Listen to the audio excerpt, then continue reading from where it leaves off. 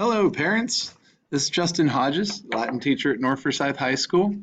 I am recording this video for both Latin 2 and 3 since both of my Latin 2 and 3 classes are, well, just that, Latin 2 and 3 in the same classroom.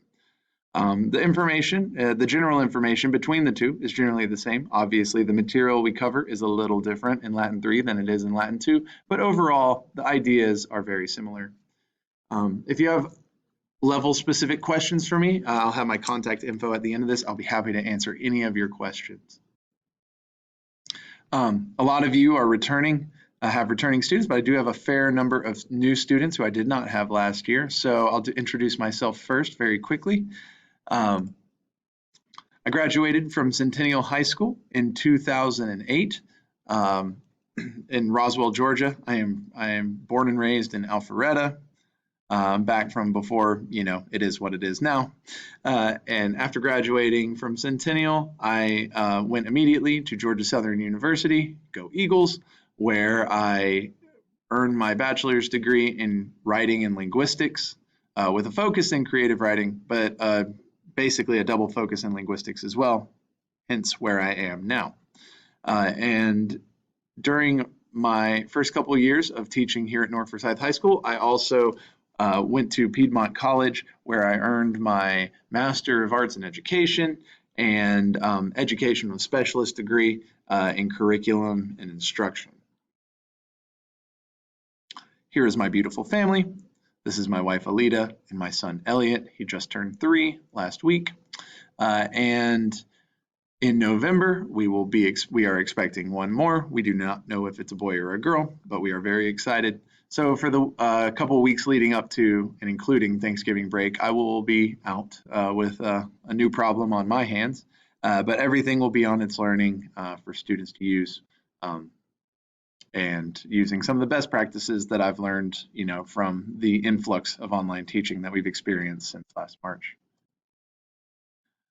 So the basics of this class is based on the idea that a language is learned not by mindless studying, repetition, and drill and kill and worksheets and whatnot, but that language acquisition, since language is a tool that we as humans use to socialize, that I try and recreate social situations using Latin as much as possible.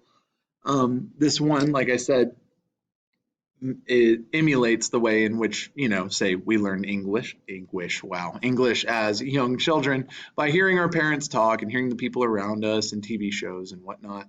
And, just taking in a lot of input before we ever spoke our first word. Latin is somewhat the same way, just as any language is. What I try and do is de-emphasize, rote tasks like homework and worksheets, and instead try and create experiences in class that involve students hearing, reading, seeing Latin, and allowing their brains to try and make those connections. For every student, that's different. There is no one way to learn this language. And some people find it very easy, some people find it very hard, but I try and meet everybody in the middle. Unfortunately, this year, I do that by one of my major tools that I used really up until this year was a lot of group and partner work in which students exchange information in Latin and help each other to learn. That's proven a little more challenging this year, but I'm finding ways using technology and allowing students to, partner up while not requiring them to sit next to each other. But I will not lie that it has been a challenge and one that I look to overcome as the year goes on. I do understand that, language acquisition is not something simple. It is not just you complete this worksheet and Latin. It is a subconscious and implicit process that takes place piece by piece over a long period of time. And for everybody, that's at a different speed. And it's hard to tell how quickly you will learn a language. So once again, I try and keep that in mind because just keeping on going when a student is truly struggling with a concept, it's not like they'll just magically get it and catch up. So I'm very flexible is, I guess, the point that I'm trying to make. And once again, like I said, I'm not big on homework. I try and create this class as an experience in which students, are exposed to Latin and through their application of it and their decoding of it, do they learn it? In that vein, I have conveyed these learning expectations to students, and I feel like you guys would be interested in this as well. What I tell my students is number 1, 2, and 3, do not do these things. Do not just try and cram and memorize words. Do not just treat this like a history class or a math class in which you just try and, um, you know, speed run through the work and try and get it done, because that's not really how you learn it. It's by taking time and truly understanding something.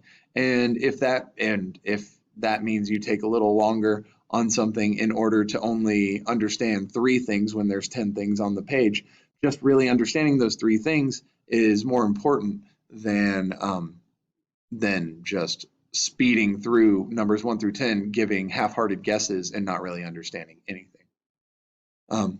Then for my more analytical students who tend to get hung up on the small details of the language, and they worry that they don't understand why something means what it means. In English, if you really thought about a lot of the ways we say things, they logically don't make a lot of sense if you think too much about it. It's because when we speak, we don't really think. Now, one could argue that that has led to some problems in the year 2020, but that's kind of besides the point. It's really, once again, on students focusing on the experience and just trying to understand what is being said to them. And number 3, and this is kind of important, this is kind of new this year, is I tell students not to write down anything unless I tell them to. That kind of goes back to number 1. A lot of students, have started to approach education as kind of this weird game that is meant to be completed and beaten as quickly as possible, as opposed to sitting in the moment and hearing the Latin that's being spoken or reading the Latin that's on the board and just trying to understand it without writing it down. Now, that can be difficult, but once again, going back to my other point, that I'm flexible. If you don't understand it, you just don't understand it yet. That's okay. But the key word there is yet. They will eventually. What I want students to do is to focus on the message that is trying to be communicated. Did they understand it? And if they didn't, try and figure out why, or what does this word mean? What were you missing? And just trying to find those pieces that way. If they understand half of it, then that's good. If they understand all of it, that's great. If they only understand a little bit, that's okay, and we'll get there. And lastly, students need to be active and engage in the class. So when I'm up here speaking Latin, I expect some response to the prompts I give, and that doesn't necessarily mean that they need to speak out loud. I understand that a lot of students are introverted and don't want to put themselves out there, but a look, a nod, eye contact, things like that are things that tell me that the student has understood what I said, or has at least received what I said, and they're trying to figure it out in their own time. Interaction is the key to language learning. So the way the class is structured for Latin 2 and 3, the general shape is the same, only the pieces are a little different. Just like Latin 1, these classes are going to be structured around series of stories, and each major story that we do will be followed by a test. And the test will cover content from the story as well as grammatical structures and vocabulary we encountered in the story. However, I sympathize with a lot of students in that when I was in high school, I was not a good test taker.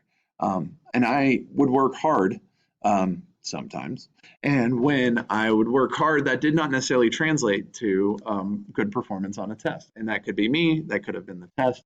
Either way, the reason why is unimportant. But what is important is to be able to show what you know.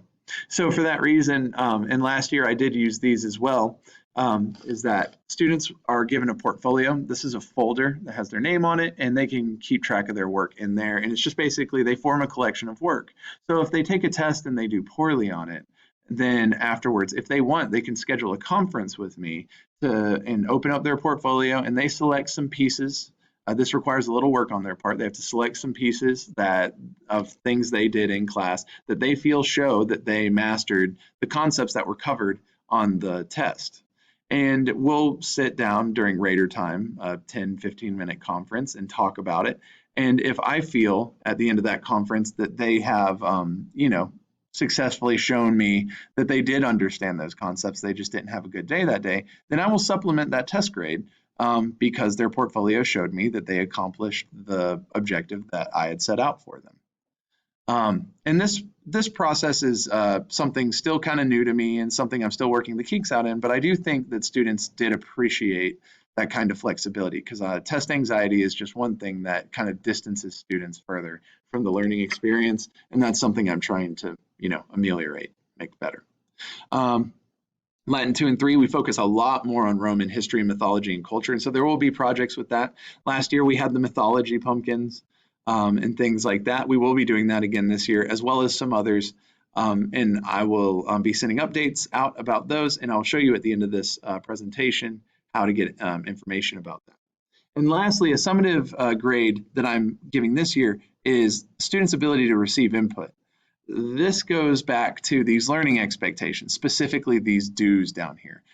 Are students focusing on the message, and are they actively engaging in the class? This is essentially a glorified participation grade, which, kind of gets frowned upon, participation trophies and whatnot.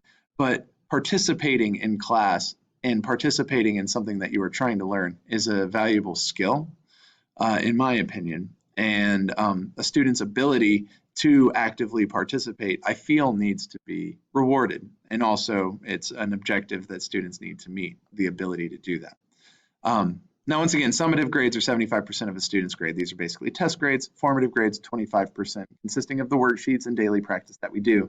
Now, I'm not going to focus too much on the specifics here because one other part of communicative teaching is that the brain craves novelty in order to learn, that they need new experiences every time. I can't keep recycling the same worksheets and same activities over and over again. So this little list right here is just some examples of things we do. Yes, we do quizzes. They, while they're not the most exciting thing, they can be effective if used properly. But we try and do other things, collaborative storytelling, personalized questions and answers, post-reading activities to kind of build a community in this classroom and allow students different ways to show what they know. And these are the types of things that will be put and kept in the portfolio that they can show to kind of supplement their test grades later on. If you'd like more information about this, please feel free to reach out to me and we can talk more about what students do in order to practice. These are my expectations for the class. These are the rules that I set out on the first day. They're pretty straightforward. Be nice. Don't be disruptive. This one right here I think is very important for students. A lot of students give up. They feel unconfident in their work, and that is one of the quickest things that leads to shutting down and avoidance. I always have to go and give students pep talks when they're just convinced themselves they don't know it. But I do feel it's a very important aspect. And then lastly, these were just kind of here. If you have good music, tell me about it. Music is the way, and one of the main ways in which I engage with students, and I do love sharing music and talking about music with them. I learn a lot about them, and I think they learn a lot about me too in that way. And new for this year is to wash your freaking hands because I do not want to go back to online learning. My goodness. I hope they've been doing that. Hand sanitizer is great. Moving on. I will have this a copy of this presentation linked in the planner. And on there, you will find a list of required accounts. This is a Google document that links you and your student directly to the platforms that we're going to use online this year. And this is just a good way to help you know like what students are working with this year. If you follow this link or this link, they both go to the same place. Finally, contact information and extra help. I'll have extra help sessions from 7:45 to 8:15 on Tuesday mornings and 3:45 to 4:15 on Wednesday afternoons. If those days don't work for you or your student, appointment is fine. I'm pretty flexible, just need to give me some heads up. I'm really big on the Rater time sessions, and a lot of students have used those over the last last year, and I look to keep doing that this year. And lastly, my contact information. Oh, 1 second, I made a mistake. Let me fix that real quick. I apologize about that. My email is jhodges@forsyth.k12.ga.us. And also, I encourage parents to subscribe to my Remind. That is a text service in which I can send out updates about class. It's a good way to keep tabs on what is coming up in Latin 2 or Latin 3. If your student's in Latin 2, please subscribe to send the code at LAT2NFHS to 81010. If your student's in Latin 3, at LAT3NFHS. It's been nice talking to you. If you have anything, please reach out. And looking forward to a good year.